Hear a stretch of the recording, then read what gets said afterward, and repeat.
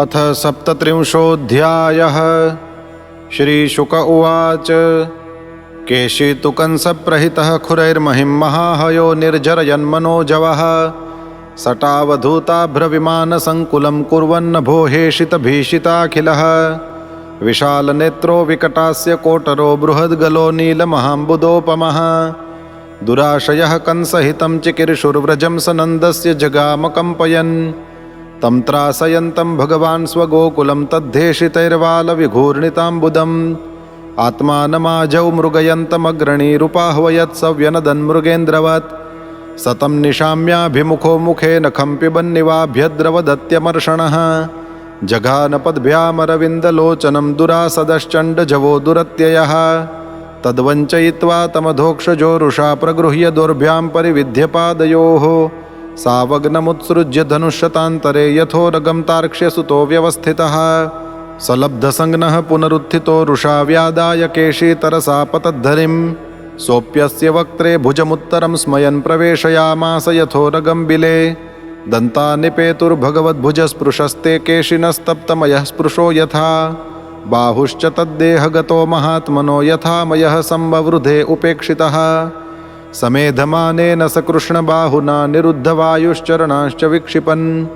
प्रस्विन्नगात्रः परिवृत्तलोचनः पपातलेण्डं विसृजन् क्षितव्यसुः तद्देहतः कर्कटिकाफलोपमाद्व्यसोरपाकृष्य भुजं महाभुजः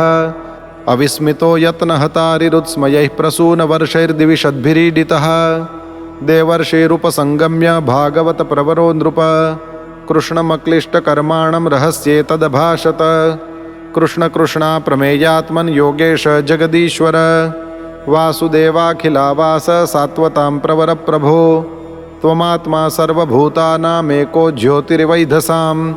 गूढो गुहाशयः साक्षी महापुरुष ईश्वरः आत्मनात्माश्रयः पूर्वं मायया ससृजे गुणान् तैरिदं सत्यसङ्कल्पः सृजस्यत्स्यवसीश्वरः सत्वं भूधरभूतानां दैत्यप्रमथरक्षसाम् अवतीर्णो विनाशाय सेतूनां रक्षणाय च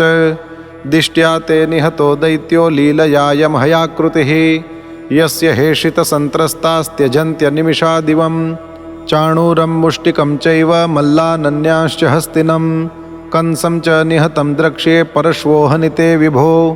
तस्यानुशङ्खयवनमुराणां नरकस्य च पारिजातापहरणमिन्द्रस्य च पराजयम् उद्वाहं वीरकन्यानां वीर्यशुल्कादिलक्षणं नृगस्य मोक्षणं पापाद्वारकायां जगत्पते स्यमन्तकस्य च मणेरादानं सह भार्यया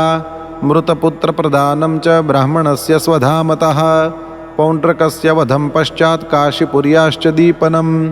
दन्तवक्त्रस्य निधनं चैद्यस्य च महाक्रतौ यानि चान्यानि वीर्याणि द्वारकामावसन् भवान् कर्ता द्रक्ष्याम्यहं तानि गेयानि कविभिर्भुवि अथ ते कालरूपस्य क्षपयिष्णोरमुष्य वै अक्षौहिणीनां निधनं द्रक्ष्याम्यर्जुनसारथेः विशुद्धविज्ञानघनं स्वसंस्थया समाप्तसर्वार्थममोघवाञ्छितं स्वतेजसा नित्यनिवृत्तमाया गुणप्रवाहं भगवन्तमीमहि त्वामीश्वरं स्वाश्रयमात्ममायया विनिर्मिता शेषविशेषकल्पनं क्रीडार्थमध्यात्मनुष्यविग्रहं नतोऽस्मि धुर्यं यदुवृष्णिसात्वताम्। श्रीशुक उवाच। एवं यदुपतिं कृष्णं भागवतप्रवरो मुनिः प्रणिपत्याभ्यनुज्ञातो ययौ तद्दर्शनोत्सवः भगवानपि गोविन्दो हत्वा केशिनमाहवे पशून् पालयत्पालैः प्रीतैर्व्रजसुखावहः एकदा ते पशून् पालाश्चारयन्तोद्रिसानुषु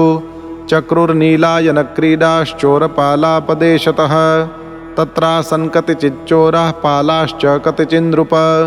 मेषायिताश्च तत्रैके विजहरूरकुतो भयाः मयपुत्रो महामायो व्योमो गोपालवेषधृक् मेषायिता नपोवाह प्रायश्चोरायितो बहून् गिरिदर्यां विनिक्षिप्य नीतं नीतं महासुरः शिलयापि दधे द्वारं चतुःपञ्चावशेषिताः तस्य तत्कर्म विघ्नाय कृष्णः शरणदः सताम् गोपान्नयन्तं जग्राह वृकं हरिरिवौजसा स निजं रूपमास्थाय गिरीन्द्रसदृशं बली इच्छन् विमोक्तुमात्मानं नाशक्नोद्ग्रहणातुरः तं निगृह्याच्युतो दोर्भ्यां पातयित्वा महीतले पश्यतां दिवि देवानां पशुमारममारयत् गुहापिधानं निर्भिद्य गोपान् निस्सार्य कृच्छ्रतः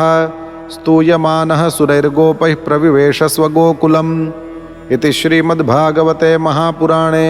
पारमहंस्यां संहितायां दशमस्कन्धे पूर्वार्धे व्योमासुरवधो नाम 37 अध्यायः।